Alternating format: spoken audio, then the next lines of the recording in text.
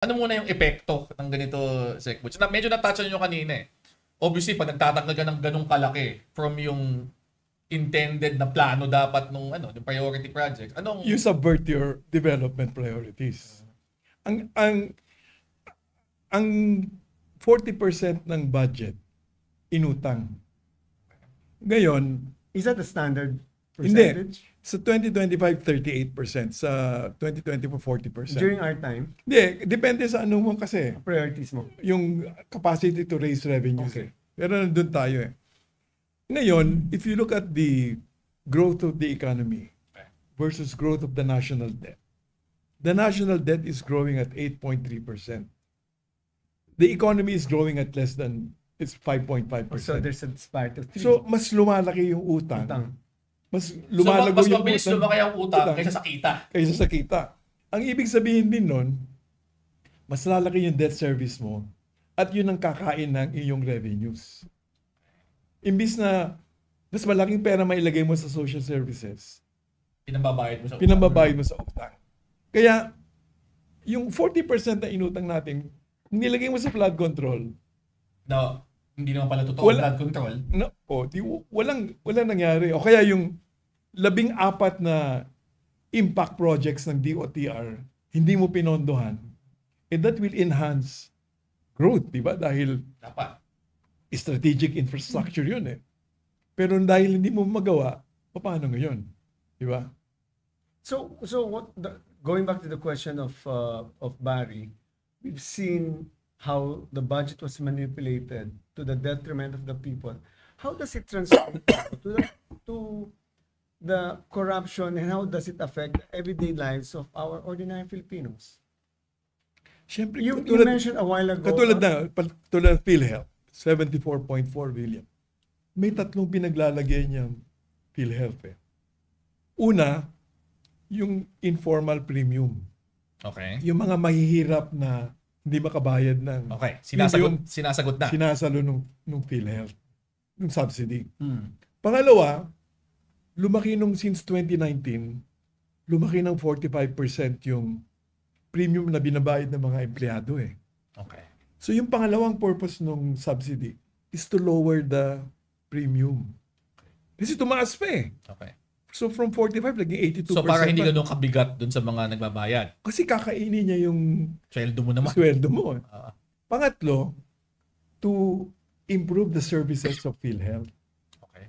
So, di ba yung may bago yung pag nagkasakit ka, umuwi ka sa bahay, hindi ka gumaling, hindi ka na pwede bumalik and benefit from PhilHealth. Maski na ganun pa rin yung sakit mo. Ngayon, pumayag sila doon. Okay. So, yun yung mga magagandang programa na dapat paramihin ng PhilHealth. Pero kung kukunin mo yung subsidy, hindi niya magagawa yon. After those three, kung meron pa rin matitira, pwede siyang i-invest para lumaki yung corpus. Yung fund, tama. Oo, gano'n. Yun, pag inalis mo yan, isipin mo kailan ang tatamaan. Diba? Kasi yung pondo para sa lahat ng yun, ninipis. Oo. O halimbawa yung tinanggal na 50 billion sa 4Ps. Ilang pamilya ngayon ang nawalan ng support. Monthly cash na intended sana na mapag-aral nila yung mga anak nila. Ang kondisyon doon, 85% of the time nasa classroom yung anak.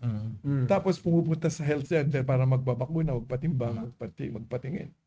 So ito yung mga, halimbawa, yung budget ng flood control is bigger than the combined agency budgets of the Department of Agriculture, the Department of Agrarian Reform, and the Department of Environment. Full budgets to, kasama yung mga sweldo ng mga empleyado. Agency budget. What was the flood control budget? 400? 250 billion. And combined, it's bigger than the three departments. The three agency. Oh. Ang core ng ating inflation is food price inflation. Ito yung mga ahensya na magbibigay sa atin ng pagkain. Actually, kung ganyan kalaki yung nilagay pala sa flood control, dapat matagal nang hindi na bumabaka din. Kung mas malaki pa sa budget na tatlong ahensya, hindi ako ang reasonable expectation natin, wala na dapat ba? Sana may flood-proof price tayo, no? O kaya yung eskwelahan. Alam mo, in these 3 years, wala yata sa 7,000 eskwelahan ng nagawa. Oo nga. In fact, sa end of September this year, 22 lang ang nagawa. Classroom. Out of what was the projected? 7,000. 7,000. Knock, Sani Angara, wake up, Actually, wake up. 7,000, mababa pa yun dun sa backlog. Tayo kasi, we average 30,000 a year. Yeah. And 185,000 in 6 years. Ang schools. Kaya zero tayo. Ano yung backlog of the classrooms? Hindi, nung pumasok tayo, May backlog. May six- backlog. may backlog na inherited some 68,000. 68,000. By We 2013, exceeded. na zero natin yon. Pero over the 6 years, Which may surplus yan. we built 185. On top of di ba, ginawa nating batas yung K to 12. Right. So yung kindergarten plus junior at senior high, nagdagdag pa yan I ng remember I did a 3 milyong estudyante. We did a computation of that. Parang on the average for the 6 years, we're building something like 80 plus classrooms per day. O kasi yung dagdag na 3 million dahil sa kindergarten at junior at senior high, that's about 120,000 classrooms ang dinagdag at 25 students per classroom. So, pero yun, nasiro natin yun. Okay. Hindi lang kay Sani Angara yun, Sir Edwin. Kasi simula kay Sara Duterte, alam Oo. ko, Ay, first wala two, pala kay Sara. first 2 years niya, parang 6,000 lang yata yung naitayo. Hindi. Lower pa Lower, na. okay Lower pa lang. na. Pero a very, very small percentage compared Kanina sa ka pang backlog. umagang galit kay Sara Duterte. Bakit kay Sara Duterte? Nagbabanggit lang ako ng mga datos. Ang ating backlog is 165,000 classrooms. Kaya Right. kung makakagawa ka na sa 3 taon na wala Kaya sa 10,000, talagang, kaya ito yung epekto sa mga mahihirap na yung sa 4Ps, sa classrooms, sa PhilHealth, yung mga basic requirements ng mga tao, hindi mo matutugunan.